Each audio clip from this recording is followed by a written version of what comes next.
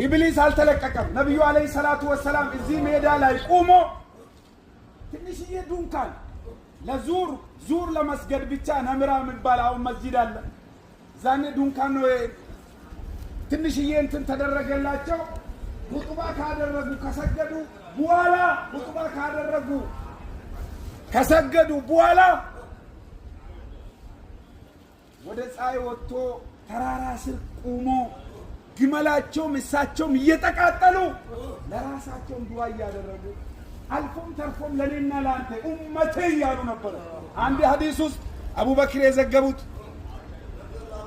ረዲየላሁ ተዓላ ዐንሁ ወርዳ ነብዩ አለይሂ ሰላቱ ወሰላም እጃቸውን ከፍ አደረጉ፣ ዱዓ አደረጉ፣ አለቀሱ ራሳቸውን እስከሚስቱ ድረስ አለቀሱ። በስተመጨረሻ ላይ ደግሞ ፈገግ ብሎ ሳቁ አሉ አቡበክር። ያ ረሱላላህ አለይሂ ሰላቱ ወሰላም ምንድነው የሁሉ ያለቀስከው? በስተመጨረሻ ደግሞ ፈገግ ያልከው ምን አዲስ ተገኘ ብዬ ጠየቁት። ምን አሉ ነብዩ አለይሂ ሰላቱ ወሰላም? ቁሜ እንደዛ ዱዓ ሳደርግ ኢብሊስ አጠገቤ ቆሞ እየተቆጣኝ ነበረ። ኢብሊስ ሸይጣን አባሙራው አይሳካልም እያለ እየጨፈረ ነበረ። ግን አንድ ጥያቄ በስተመጨረሻ ጠይቄ ተሳካልኝ አሉ። ምንድነው? ኡመቴ የኔን ኡማ አማና የጀነት አርጋቸው ጀነት ከሚገቡ ፐርሰንት 30% ሱሉሱን ካን 3 እጁን ካን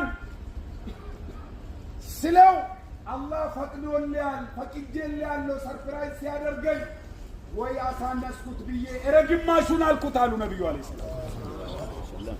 ግማሹንም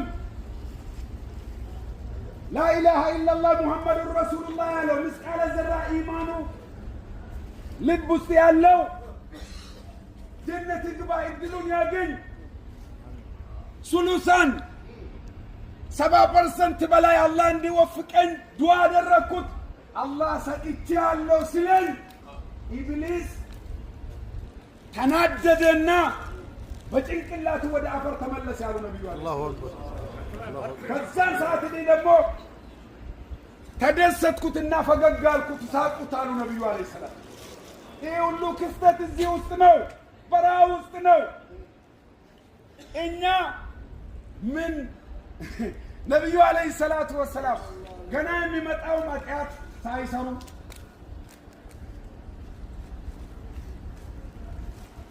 መጀመሪያ እሳቸው ምን ኃጢአት